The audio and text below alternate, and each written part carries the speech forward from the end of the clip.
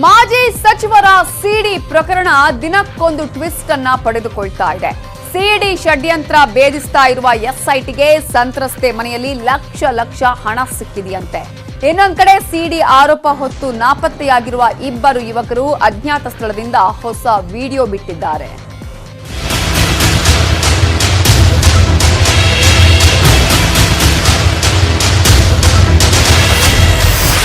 ಸಿಡಿ ಕೇಸ್ಗೆ ಮತ್ತೊಂದು big twist. ಸಂತ್ರಸ್ತೆ ಮನೆಯಲ್ಲಿ 9 ಲಕ್ಷ ಹಣ ಪತ್ತೆ. ಸಿಡಿ ಷಡ್ಯಂತ್ರ ಪತ್ತೆ ಹಚ್ಚುತ್ತಿರುವ ಎಸ್ಐಟಿ ಅಧಿಕಾರಿಗಳು ಹಗಲಿರುಳು ತನಿಖೆ ಮಾಡುತ್ತಿದ್ದಾರೆ. ಸಿಡಿ ಸಂತ್ರಸ್ತ ಯುವತಿ ವಾಸವಿದ್ದ ಆರ್ಟಿ ನಗರದ ಬಾಡಿಗೆ ಮನೆ ಮೇಲೆ ನಿನ್ನೆ ಎಸ್ಐಟಿ ದಾಳಿ ನಡೆಸಿತ್ತು. ದಾಳಿ ವೇಳೆ ಯುವತಿಯ ಮನೆಯಲ್ಲಿ ಸುಮಾರು 9,20,000 ನಗದು ಹಣ ಪತ್ತೆಯಾಗಿದೆ ಎನ್ನಲಾಗಿದೆ. ಯುವತಿ ಮನೆಯಲ್ಲಿ ಇಷ್ಟು ದೊಡ್ಡ ಮೊತ್ತದ ಹಣ ಪತ್ತೆಯಾಗಿದ್ದು ಎಸ್ಐಟಿ ಅಧಿಕಾರಿಗಳಲ್ಲಿ ಹಲವು ಅನುಮಾನಗಳು ಹುಟ್ಟುಕೊಂಡಿವೆ. ಸಿಡಿ ಬಿಡುಗಡೆಯಾಗುತ್ತಿದ್ದಂತೆ ಯುವತಿ ಬಾಡಿಗೆ ಮನೆ ಬಿಟ್ಟು ಹೋಗಿದ್ದಾರೆ. ಕಡು ಬಡತನದ ಕುಟುಂಬ ಅಂತ ಬೇರೆ ಯುವತಿ ಹೇಳಿದ್ದಾರೆ. ಹಾಗಿದ್ಮೇಲೆ ಇಷ್ಟು ದೊಡ್ಡ ಮೊತ್ತದ ನಗದು ಹಣ ಎಲ್ಲಿಂದ ಬಂತು ಅಂತ ಪೊಲೀಸರು ತನಿಖೆ ಶುರು ಮಾಡಿದ್ದಾರೆ. ಎಸಿಪಿ ಧರ್ಮೇಂದ್ರ ನೇತೃತ್ವದ ಎಸ್ಐಟಿ ತಂಡ ಮನೆ ಪರಿಶೀಲನೆ ನಡೆಸಿದಾಗ ಈ ಹಣ ಪತ್ತೆಯಾಗಿದೆ. ಹಣವನ್ನ ಎಸ್ಐಟಿ ಅಧಿಕಾರಿಗಳು ವಶಕ್ಕೆ ಪಡೆದು ಇಷ್ಟು ಹಣ ಯುವತಿ ಕೈಗೆ ಹೇಗೆ ಬಂತು, ಎಲ್ಲಿಂದ ಬಂತು ಎಂಬ ಬಗ್ಗೆ ತನಿಖೆ ನಡೆಸಿದ್ದಾರೆ. ಎಸ್ಐಟಿ ತನಿಖೆ ನಡುವೆ ವಿಡಿಯೋ ರಿಲೀಸ್. ನಾಪತ್ತೆಯಾದ ಇಬ್ಬರಿಂದ ಸಿಡಿ ಬಗ್ಗೆ ಸ್ಪಷ್ಟನೆ. ಯುವತಿ ಮನೆಯಲ್ಲಿ ಹಣ ಪತ್ತೆ ಬೆನ್ನಲ್ಲೇ ಸಿಡಿ ಹಿಂದಿನ ಸೂತ್ರಧಾರರು ಎಂಬ ಆರೋಪ ಹೊತ್ತಿರುವ ಇಬ್ಬರು ಮಾಜಿ ಪತ್ರಕರ್ತರು ಅಜ್ಞಾತ ಸ್ಥಳದಿಂದ ವಿಡಿಯೋ ಬಿಟ್ಟಿದ್ದಾರೆ. ಸಿಡಿ ಪ್ರಕರಣಕ್ಕೂ ನಮಗೂ ಸಂಬಂಧವಿಲ್ಲ, ಯಾವ ಹಣದ ವಹಿವಾಟು ನಡೆದಿಲ್ಲ, ನಮ್ಮನ್ನು ಸುಮ್ಮನೆ ಟಾರ್ಗೆಟ್ ಮಾಡಿದ್ದಾರೆ ಅಂತ ವಿಡಿಯೋದಲ್ಲಿ ಹೇಳಿಕೆ ಕೊಟ್ಟಿದ್ದಾರೆ. ಈ ಕೇಸಲ್ಲಿ ನನ್ನ ಪಾತ್ರ ಅಥವಾ ಸಿಡಿ ರಿಲೀಸ್ ಆಗಿರೋದ್ರಲ್ಲಿ ಯಾವುದೇ ಕಾರಣಕ್ಕೂ ಒಂದು ಸಣ್ಣ ಪಾತ್ರನೂ ಇಲ್ಲ. ದಯವಿಟ್ಟು ನಾನು ಹೇಳ್ತೀನಿ ಕೇಳಿ, ಈ ಕೇಸಲ್ಲಿ ನನ್ನ ಪಾತ್ರ ಎಳ್ಳುವಷ್ಟು ಇಲ್ಲ.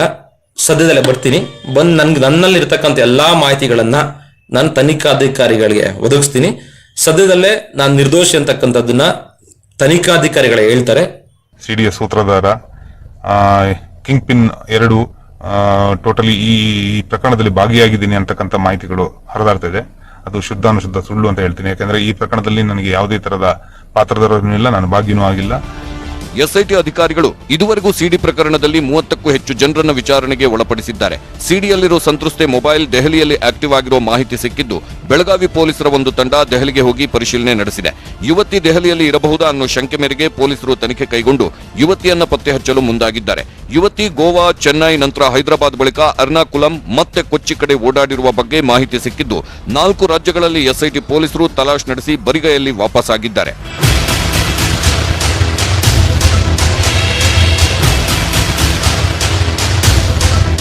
ಸಿಡಿಯಲ್ಲಿದ್ದ ಯುವತಿಯ ಪೋಷಕರು ಇತ್ತೀಚೆಗೆ ಬೆಳಗಾವಿ ಎಪಿಎಂಸಿ ಠಾಣೆಗೆ ಮಗಳ ಅಪಹರಣ ಆಗಿದೆ ಅಂತ ದೂರು ಕೊಟ್ಟಿದ್ರು. ಆ ದೂರನ್ನ ಬೆಳಗಾವಿಯ ಎಪಿಎಂಸಿ ಠಾಣೆಯಿಂದ ಬೆಂಗಳೂರಿನ ಆರ್ಟಿ ನಗರ ಪೊಲೀಸ್ ಠಾಣೆಗೆ ವರ್ಗಾವಣೆ ಮಾಡಲಾಗಿದೆ.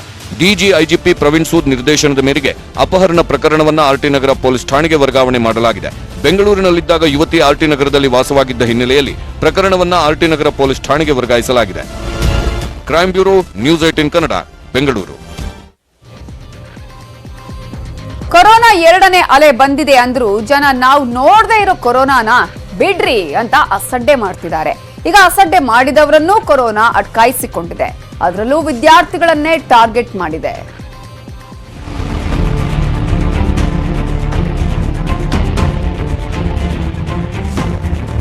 ಸೆಕೆಂಡ್ ವೇವ್ ಅಂದರೆ 2ನೇ ಅಲೆ ಪ್ರಾರಂಭ ಆಗಿದೆ. ಇದರಲ್ಲಿ ಯಾವುದೇ ಅನುಮಾನ ಇಲ್ಲ. ಡೆಫಿನೆಟ್ ಆಗಿ ಇದು ಇನ್ನೂ ಜಾಸ್ತಿ ಆಗುತ್ತೆ. ಮಾಸ್ಕನ್ನು ಕಂಪಲ್ಸರಿ ಧರಿಸಬೇಕು, ಬಹಳ ಮುಖ್ಯವಾದದ್ದು. ಗುಂಪು ಸೇರೋದನ್ನು ಆದಷ್ಟು ಅವಾಯ್ಡ್ ಮಾಡಬೇಕಾಗುತ್ತೆ. ಇದು ಮದುವೆ ಸೀಸನ್ನು, ದಯವಿಟ್ಟು ನೀವು ಫೋಟೋಗ್ರಾಫ್ ತೆಗೆಸ್ಕೊಳ್ಳುವಾಗ ಮಾತ್ರ ಮಾಸ್ಕ್ ತೆಗಿರಿ, ಮಿಕ್ಕಿದ ಟೈಮಲ್ಲಿ ಮಾಸ್ಕ್ ಹಾಕೊಳ್ಳಿ ದಯವಿಟ್ಟು. ಹೌದು, ಕೊರೋನಾ 2ನೇ ಅಲೆ ಹುಚ್ಚಾಟ ಜೋರಾಗ್ತಿದೆ ಅಂತ ಎಷ್ಟೇ ಹೇಳಿದ್ರೂ ಜನ ತಲೆಕೆಡಿಸಿಕೊಳ್ತಿಲ್ಲ. ಈಗ 2ನೇ ಅಲೆ ಮಿತಿ ಮೀರ್ತಿದೆ. ಬೆಂಗಳೂರಿನ ಜೊತೆ ಕೊರೋನಾ 2ನೇ ಅಲೆ ಕರಾವಳಿ ಜಿಲ್ಲೆಗಳಲ್ಲಿ ಮಹಾಸ್ಫೋಟವಾಗಿದೆ. ಉಡುಪಿ, ಮಂಗಳೂರಲ್ಲಂತೂ ಕೊರೋನಾ ರಣಕೇಕೆ ಶುರುವಾಗಿದೆ. ಮಣಿಪಾಲ ಎಂಐಟಿ ಕ್ಯಾಂಪಸ್ನಲ್ಲಿ ಕೊರೋನಾ ಬ್ಲಾಸ್ಟ್. 2 ದಿನದಲ್ಲಿ 95 ವಿದ್ಯಾರ್ಥಿಗಳಿಗೆ ಸೋಂಕು.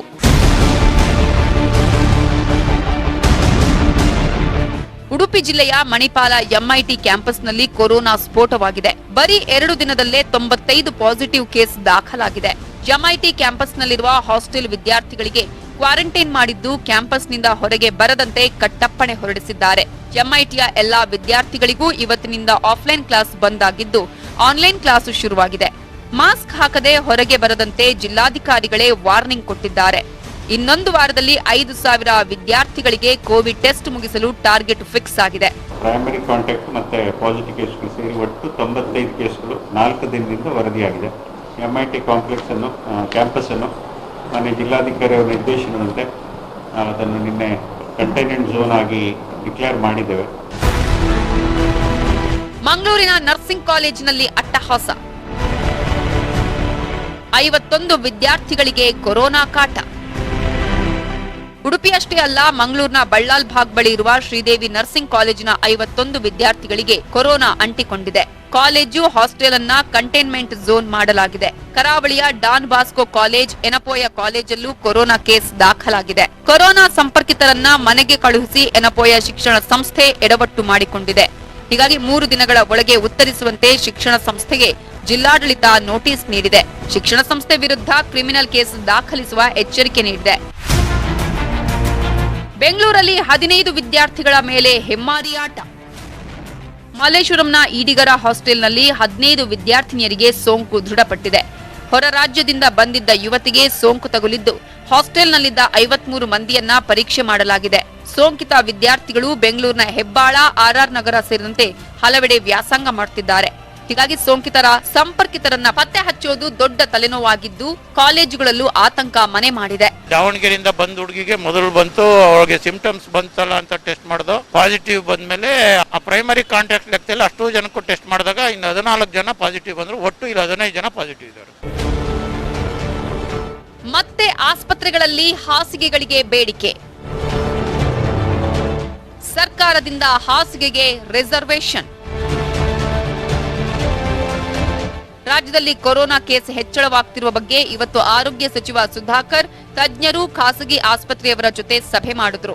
ಕೊರೋನಾ 2ನೇ ಅಲೆ ಕಟ್ಟಿ ಹಾಕೋ ಬಗ್ಗೆ, ಆಸ್ಪತ್ರೆಗಳಲ್ಲಿ ಸಿಬ್ಬಂದಿ ಕೊರತೆ ಬಗ್ಗೆ, ಹಾಸಿಗೆಗಳು, ಐಸಿಯುಗಳ ಲೆಕ್ಕ ತಗೊಂಡ್ರು. ಅಷ್ಟೇ ಅಲ್ಲ, ಬೆಂಗಳೂರಲ್ಲಿ ತಕ್ಷಣದಿಂದ 1,000 ಹಾಸಿಗೆ ಮೀಸಲಿಡಲು ನಿರ್ಧರಿಸಿದ್ದಾರೆ. ಎಲ್ಲಾ ಜಿಲ್ಲೆಗಳ ಸರ್ಕಾರಿ ಆಸ್ಪತ್ರೆಗಳಲ್ಲಿ 1,000 ಹಾಸಿಗೆಗಳು ಕೊರೋನಾ ಸೋಂಕಿತರಿಗೆ ಮೀಸಲಿಡಲಾಗಿದೆ. ತುರ್ತು ಬಳಕೆಗೆ ರಾಜ್ಯಾದ್ಯಂತ 200 ಆಂಬ್ಯುಲೆನ್ಸ್ ನಿಗದಿ ಮಾಡಿದ್ರೆ ಸಿಬ್ಬಂದಿ ಕೊರತೆ ಆಗದಂತೆ ತಾತ್ಕಾಲಿಕವಾಗಿ ನರ್ಸಿಂಗ್, ಪ್ಯಾರಾಮೆಡಿಕಲ್ ಸಿಬ್ಬಂದಿ ನೇಮಕಕ್ಕೂ ಸರ್ಕಾರ ಸೂಚನೆ ಕೊಟ್ಟಿದೆ. ಖಾಸಗಿ ಆಸ್ಪತ್ರೆಗಳಲ್ಲಿ ಹಾಸಿಗೆಗಳು, ಐಸಿಯು ಮೀಸಲಿಡಲು ತೀರ್ಮಾನಿಸಿದ್ದು ಶೀಘ್ರದಲ್ಲೇ ಇನ್ನೊಂದು ಸಭೆ ನಡೆಯಲಿದೆ. ಇದರ ಜೊತೆಗೆ ಪ್ರತಿದಿನ 3 ಲಕ್ಷ ಜನರಿಗೆ ವ್ಯಾಕ್ಸಿನ್ ಹಾಕುವ ಬಗ್ಗೆನೂ ನಿರ್ಧಾರ ಕೈಗೊಳ್ಳಲಾಯಿತು. ಗವರ್ಮೆಂಟ್ ಆಸ್ಪತ್ರೆಗಳನ್ನ ಸೇರಿಸಿ ಒಟ್ಟು 1000 ಹಾಸಿಗೆಗಳಿಗೆ ಇವತ್ತು ಕೋವಿಡ್ ರೋಗಿಗಳಿಗೆ ಅದಕ್ಕೆ ನಿರ್ದಿಷ್ಟವಾಗಿ ಇವತ್ತು ನಮ್ಮ ಆಸ್ಪತ್ರೆಗಳಲ್ಲಿ ಅವರಿಗೆ ಮೀಸಲು ಮಾಡಿದೀವಿ. ಒಟ್ಟು 200 ಆಂಬ್ಯುಲೆನ್ಸ್ಗಳು ಇದಕ್ಕೋಸ್ಕರನೇ ಅಂತ ಇರುತ್ತೆ. ಕೊರೋನಾ 2ನೇ ಅಲೆ ಹೆಚ್ಚಾಗ್ತಿದ್ದಂತೆ ಮೈಸೂರಿನ ಐತಿಹಾಸಿಕ ನಂಜನಗೂಡು ರಥೋತ್ಸವವನ್ನೇ ಜಿಲ್ಲಾಡಳಿತ ರದ್ದು ಮಾಡಿದೆ. ಬೆಳಗಾವಿಯ ಟಿಳಕವಾಡಿಯಲ್ಲಿ ನಿಗೂಢ ಜ್ವರಕ್ಕೆ 10ಕ್ಕೂ ಹೆಚ್ಚು ಜಾನುವಾರುಗಳು ಸಾವನ್ನಪ್ಪಿವೆ.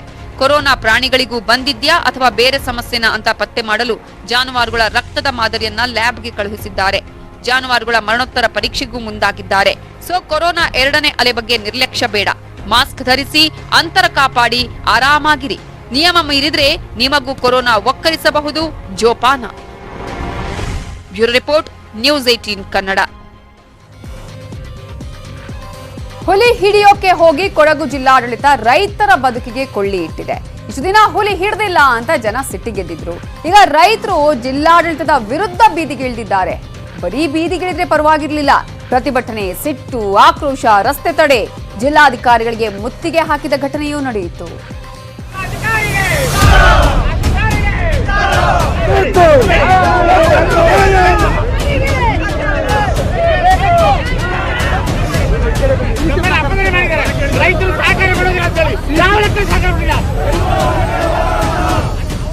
ನೋಡಿ ಕೊಡಗಿನ ರೈತರ ಸಿಟ್ಟು ಯಾವ ಪರಿ ಇದೆ ಅಂತ. ಕೊಡಗು ಜಿಲ್ಲಾಧಿಕಾರಿಗಳ ಕಾರನ್ನೇ ಅಡ್ಡಗಟ್ಟಿ ಹೇಗೆ ಘೆರಾವ್ ಹಾಕ್ತಿದ್ದಾರೆ ಅಂತ.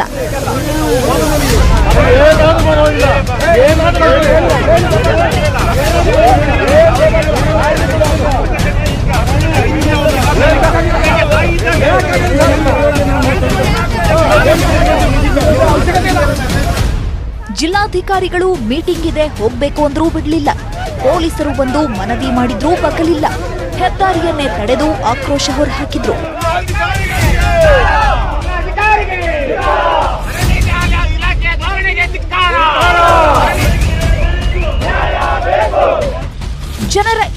ಸಾವಿಗೆ ಕಾರಣ ಹುಲಿ ಹಿಡಿಯಲು ಹೋಗಿ ಅರಣ್ಯ ಇಲಾಖೆ ಸಿಬ್ಬಂದಿ ಮಾಡಿದ ಮಹಾ ಎಡವಟ್ಟುಗಳು. ಎಡವಟ್ಟು ನಂಬರ್ 1, 26 ದಿನವಾದರೂ ಹುಲಿಯನ್ನ ಸೆರೆ ಹಿಡಿದಿಲ್ಲ. ಎಡವಟ್ಟು ನಂಬರ್ 2, ಹುಲಿ ಕಣ್ಣಿಗೆ ಕಂಡ್ರೂ ಅರವಳಿಕೆ ಕೊಡ್ಲಿಲ್ಲ. ಎಡವಟ್ಟು ನಂಬರ್ 3, ಹುಲಿ ಹಿಡಿಯದೆ ಕಾಫಿ ಬೆಳೆಯನ್ನೆಲ್ಲ ಹಾಳು ಮಾಡಿದ್ದು. ಎಡವಟ್ಟು 4, ಆನೆ ಕೂಂಬಿಂಗ್ ವೇಳೆ ಕಾಫಿ ಬೆಳೆ ಸರ್ವನಾಶ. ಎಡವಟ್ಟು 5, ಬೆಳೆ ನಾಶವಾದ್ರೂ ಪರಿಹಾರ ಕೊಡದೆ ಹೋಗಿದ್ದು. ಈ 5 ಎಡವಟ್ಟುಗಳೇ ಇವತ್ತು ಕೊಡಗಿನ ಜನ ಬೀದಿಗಿಳಿಯುವಂತೆ ಮಾಡಿತ್ತು. ಹುಲಿಗೆ ಹೆದರಿ ಕಾಫಿ ತೋಟದ ಕೆಲಸಕ್ಕೆ ಕಾರ್ಮಿಕರು ಬರ್ತಿಲ್ಲ. ಇದರ ಮಧ್ಯೆ ಹುಲಿ ಹಿಡಿಯೋಕೆ ಸರಿಯಾಗಿ ಪ್ಲಾನ್ ಮಾಡದೆ 5 ಎಕರೆಗೂ ಹೆಚ್ಚು ಕಾಫಿ ತೋಟವನ್ನ ಕೂಂಬಿಂಗ್ ಹೆಸರಲ್ಲಿ ಹಾಳು ಮಾಡಿದ್ರು. ರೈತರು ಪ್ರಶ್ನೆ ಮಾಡಿದಾಗ ಅರಣ್ಯ ಇಲಾಖೆ ಅಧಿಕಾರಿಗಳು ಅಸಡ್ಡೆ ತೋರಿಸಿದ್ರು. ಅದಕ್ಕೆ ಸಿಟ್ಟಿಗೆದ್ದ ಜನ ಬೆಳ್ಳೂರು ಕ್ರಾಸ್ ಬಳಿ ಬೀದಿಗಿಳಿದಿದ್ರು.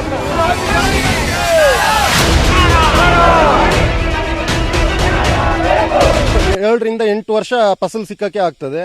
ಅದನ್ನು ನಾವು ಪೋಷಣೆ ಮಾಡಿರುವಂತ ಗಿಡ ಈಗ ಬೆಳೆಸಿದರೆ 8 ವರ್ಷ ಬೇಕು. ಈಗ ಹಿಂಗೆ ಮುರಿದು ಹಾಳು ಮಾಡಿ ಹೋಗಿದ್ದಾರೆ ಇವರು. ಅದ್ರ ಬಗ್ಗೆ ಕೇಳುವವರು ಇಲ್ಲ, ಯಾರು ಇಲ್ಲ.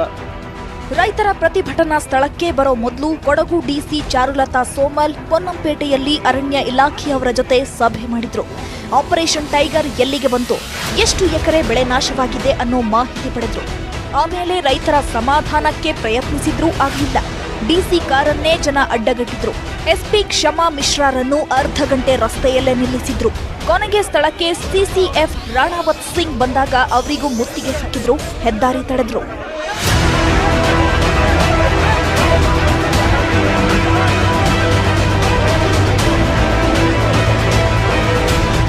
ಅರಣ್ಯ ಇಲಾಖೆಯವರ ಎಡವಟ್ಟು ಜನರನ್ನಷ್ಟೇ ಕೆರಳಿಸಿಲ್ಲ, ಹುಲಿಯ ಹಾದಿಯನ್ನು ತಪ್ಪಿಸುತ್ತಿದೆ. ಹುಲಿಯನ್ನ ಸೆರೆ ಹಿಡಿಯೋಕೆ ಜಾನುವಾರು ಕಟ್ಟಿದ್ದಾರೆ. ಸತ್ತ ಹಸುವಿನ ಕಳೆಬರಹವನ್ನು ಇಟ್ಟಿದ್ದಾರೆ. ಅದೇ ಜಾಗದಲ್ಲೆಲ್ಲ ಓಡಾಡ್ತಿದ್ದಾರೆ. ಮನುಷ್ಯನ ವಾಸನೆ ಹಿಡಿದ ಹುಲಿ ಆ ಕಡೆ ಬರ್ತಾನೇ ಇಲ್ಲ. ಮುಂದುವರೆಯೋದು ಮತ್ತೆ ಜನಗಳು ಒಗ್ಗಟ್ಟು ಸೇರ್ಕೊಂಡು ಇದು ಮಾಡೋದು, ಮಾತುಕತೆ ಆಡೋದು, ಹತ್ರ ಬರೋದು, ಅದನ್ನ ದನ ಎಳೆದಾಕೋದು, ಆ ರೀತಿ ಕಟ್ ಮಾಡೋದು, ಆ ರೀತಿ ಮಾಡಿದ್ರೆ ಅದು ಬರಲ್ಲ, ತಿನ್ನಲ್ಲ, ಹುಲಿ ನಮಗೆ ಸಿಗಲ್ಲ. ಅದ್ರ ಜಾಡು ಒದ್ದಲೇನೆ ಹೋದ್ರೆ ಹುಲಿ ಎಲ್ಲಿ ಮಲಗಿರುತ್ತೆ, ಎಲ್ಲಿದೆ ಅಂದ್ರೆ ಪತ್ತೆ ಮಾಡಿದ್ರೆ ಹುಲಿ ನಾವು ಹಿಡಿಬಹುದು. ಹುಲಿಗಳ ಸಂತತಿಯನ್ನು ಉಳಿಸ್ಬೇಕು, ಆ ಸಂತತಿ ಜಾಸ್ತಿ ಆಗ್ಬೇಕು ಅಂತ. ಆದ್ರೆ ಪ್ರತಿಯೊಂದು ಹುಲಿಯನ್ನು ಉಳಿಸ್ಬೇಕು ಅನ್ನೋ ಗೋಲ್ ತಪ್ಪು. 15-20 ಹುಲಿ ಸಾಯ್ತಾ ಇವೆ, ಅದನ್ನೆಲ್ಲ ನಾವು ರಕ್ಷಿಸಿ ಕಾಪಾಡಿ ಆಸ್ಪತ್ರೆಯಲ್ಲಿ ಹಾಕಿ, ಅದು ವೈಜ್ಞಾನಿಕ ಮನೋವೃತ್ತಿಯೇ ಅಲ್ಲ. ಈ ನೈಸರ್ಗಿಕ ಸಾವು ಬದುಕು ನಿಸರ್ಗದ ಒಂದು ಅಂಗ, ನಾವು ಅದನ್ನು ಒಪ್ಕೊಳ್ಬೇಕು. ಒಂದು ಹುಲಿಯನ್ನ ಹಿಡಿಯೋಕೆ 150 ಅರಣ್ಯ ಸಿಬ್ಬಂದಿ, 5-6 ಆನೆಗಳು, 10 ಅಧಿಕಾರಿಗಳು. ಆದ್ರೆ ಯಾರೊಬ್ಬರ ಪ್ಲಾನು ವರ್ಕೌಟ್ ಆಗ್ತಿಲ್ಲ. ಇದರ ಮಧ್ಯೆ ಕಾಫಿ ತೋಟ ಹಾಳು ಮಾಡಿ ಜನರ ಕೆಂಗಣ್ಣಿಗೂ ಕೊಡಗು ಅರಣ್ಯಾಧಿಕಾರಿಗಳು ಎಡವಟ್ಟಿನ ಮೇಲೆ ಎಡವಟ್ಟು ಮಾಡ್ತಿದ್ದಾರೆ. ಎಲ್ಲದಕ್ಕೂ ಯಾವಾಗ ಮುಕ್ತಿ ಸಿಗುತ್ತೋ ಏನೋ. ಮಂಜುನಾಥ್ ಜೊತೆ ರವಿ ಎಸ್, ನ್ಯೂಸ್ 18 ಕನ್ನಡ, ಕೊಡಗು. ಅಗ್ರ ರಾಷ್ಟ್ರೀಯ ವಾರ್ತೆಯಲ್ಲಿ ಉಳಿದ ಪ್ರಮುಖ ಸುದ್ದಿ ನೋಡೋಣ ಬ್ರೇಕ್ ಆದ್ಮೇಲೆ. ರಾಷ್ಟ್ರೀಯ ವಾರ್ತೆಗೆ ಮತ್ತೆ ಸ್ವಾಗತ. ಕರ್ನಾಟಕದಲ್ಲಿ ಬೈ ಎಲೆಕ್ಷನ್ ಅಖಾಡಕ್ಕೆ ಇಳಿಯೋದಿಕ್ಕೆ 3 ಪಕ್ಷಗಳು ಸಜ್ಜಾಗ್ತಾ ಇವೆ. ಉಪಚುನಾವಣೆಯಿಂದ ದೂರ ಇಡ್ತೀವಿ ಅಂತಿದ್ದ ಜೆಡಿಎಸ್ ಅಭ್ಯರ್ಥಿಗಳನ್ನ ರೆಡಿ ಮಾಡಿದೆ. ಕಾಂಗ್ರೆಸ್ನಿಂದ 2 ಅಭ್ಯರ್ಥಿಗಳು ಫೈನಲ್ ಆಗಿದ್ದಾರೆ. ಬಿಜೆಪಿಯಿಂದ ಉಸ್ತುವಾರಿಗಳ ನೇಮಕವೂ ಆಗಿದೆ.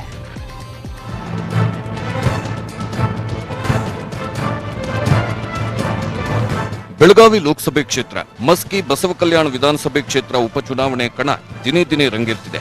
3 ಕ್ಷೇತ್ರಗಳನ್ನು ಗೆಲ್ಲುವುದಕ್ಕೆ ಬಿಜೆಪಿ ಉಸ್ತುವಾರಿಗಳನ್ನ ನೇಮಿಸಿದೆ. ಬೆಳಗಾವಿ ಲೋಕಸಭೆ ಬೈ ಎಲೆಕ್ಷನ್ಗೆ ಶಾಸಕ ಬಾಲಚಂದ್ರ ಜಾರಕಿಹೊಳಿ ಉಸ್ತುವಾರಿಯಾಗಿದ್ರೆ, ಬಸವಕಲ್ಯಾಣ ಕ್ಷೇತ್ರದ ಉಸ್ತುವಾರಿಯನ್ನ ಡಿಸಿಎಂ ಲಕ್ಷ್ಮಣ ಸವದಿಗೆ ನೀಡಿದ್ದಾರೆ. ಇನ್ನು ಮಸ್ಕಿ ಅಖಾಡವನ್ನ ಬಿವೈ ವಿಜಯೇಂದ್ರಗೆ ನೀಡಲಾಗಿದೆ. ಈಗಾಗಲೇ ಮಸ್ಕಿ ಅಖಾಡಕ್ಕೆ ಬಿವೈ ವಿಜಯೇಂದ್ರ ಇಳಿದಿದ್ದು, ನಾಳೆ ಬೃಹತ್ ಬೈಕ್ ರ್ಯಾಲಿ ಹಮ್ಮಿಕೊಂಡಿದ್ದಾರೆ. ಬಸವಕಲ್ಯಾಣ ಟಿಕೆಟ್ಗೆ ಬಿಜೆಪಿಯಲ್ಲಿ ಫೈಟ್. ಬಸವಕಲ್ಯಾಣ ಕ್ಷೇತ್ರ ಹೇಳಿ ಕೇಳಿ ಕಾಂಗ್ರೆಸ್ ಭದ್ರಕೋಟೆ. ಆದರೆ ಶಾಸಕ ನಾರಾಯಣರಾವ್ ಅಕಾಲಿಕ ಸಾವಿನಿಂದ ಈಗ ಬೈ ಎಲೆಕ್ಷನ್ ಬಂದಿದೆ. ಆದರೆ ಕಾಂಗ್ರೆಸ್ ಕೋಟೆಯನ್ನು ಛಿದ್ರ ಮಾಡಿ ಕಮಲ ಅರಳಿಸ್ತೀವಿ ಅಂತ ಬಿಜೆಪಿ ಟಿಕೆಟ್ ಆಕಾಂಕ್ಷಿಗಳು ಸಿಎಂ ಬೆನ್ನತ್ತಿದ್ದಾರೆ. ವೀರಶೈವ ಲಿಂಗಾಯತ ಅಭ್ಯರ್ಥಿ ಪ್ರದೀಪ್ ವಾತಡೆ ಟಿಕೆಟ್ಗಾಗಿ ಬಿಎಸ್ವೈಗೆ ಅರ್ಜಿ ಹಾಕಿದ್ರು. ಇನ್ನೊಂದು ಕಡೆ ಬಸವಕಲ್ಯಾಣ ಕ್ಷೇತ್ರಕ್ಕೆ ಸೂರ್ಯಕಾಂತ ನಾಗಮಾರ್ಪಳ್ಳಿಗೆ ಬಿಜೆಪಿ ಟಿಕೆಟ್ ಕೊಡಿ ಅಂತ ಬ್ರಾಹ್ಮಣ ಮಹಾಸಭಾದವರು ಬಿಜೆಪಿ ರಾಜ್ಯಾಧ್ಯಕ್ಷ ನಳಿನ್ ಕುಮಾರ್ ಕಟೀಲ್ಗೆ ಪತ್ರ ಬರೆದಿದ್ದಾರೆ.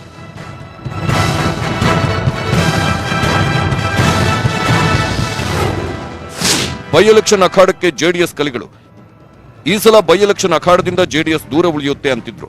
ಆದ್ರೆ ನಾವು ದೂರ ಉಳಿಯಲ್ಲ, ಉಪಚುನಾವಣೆಯಲ್ಲಿ ನಾವು ಸ್ಪರ್ಧೆ ಮಾಡ್ತೀವಿ, ಗೆಲುವು ನಮಗೆ ಸಿಗುತ್ತೆ ನೋಡ್ತೀರಿ ಅಂತ ಕುಮಾರಸ್ವಾಮಿ ಅಭ್ಯರ್ಥಿಗಳ ಆಯ್ಕೆಗೂ ಅಂತಿಮ ಮುದ್ರೆ ಒತ್ತಿದ್ದಾರೆ.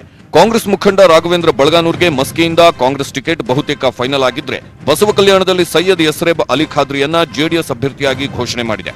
ಮಸ್ಕಿ ವಿಧಾನಸಭಾ ಕ್ಷೇತ್ರ ಮತ್ತು ಬಸವ ಕಲ್ಯಾಣ ವಿಧಾನಸಭಾ ಕ್ಷೇತ್ರದ ಅಭ್ಯರ್ಥಿಯನ್ನ ಚುನಾವಣೆಗೆ ನಿಲ್ಲಿಸಬೇಕು ಅಂತಕ್ಕಂಥ ನಿರ್ಧಾರವನ್ನ ತೆಗೆದುಕೊಳ್ಳಿಕ್ಕೆ ಸೈಯದ್ ಯಸ್ರೇಬ್ ಅಲಿ ಖಾದ್ರಿ, ಅದೇ ರೀತಿಯಲ್ಲಿ ಮಸ್ಕಿ ವಿಧಾನಸಭಾ ಕ್ಷೇತ್ರದಲ್ಲೂ ಬೆಳಗಾವಿಯ ಲೋಕಸಭೆ ಅಭ್ಯರ್ಥಿ ನಿಲ್ಲಿಸ್ತಕ್ಕಂಥ ವಿಷಯದಲ್ಲೂ ಸಹ ಒಂದು ಅಂತಿಮ ನಿರ್ಣಯವನ್ನ ಒಂದೆರಡು ದಿನದಲ್ಲಿ ಮಾಡತಕ್ಕಂಥದ್ದಕ್ಕೆ ತೀರ್ಮಾನ ಮಾಡಿದೆ.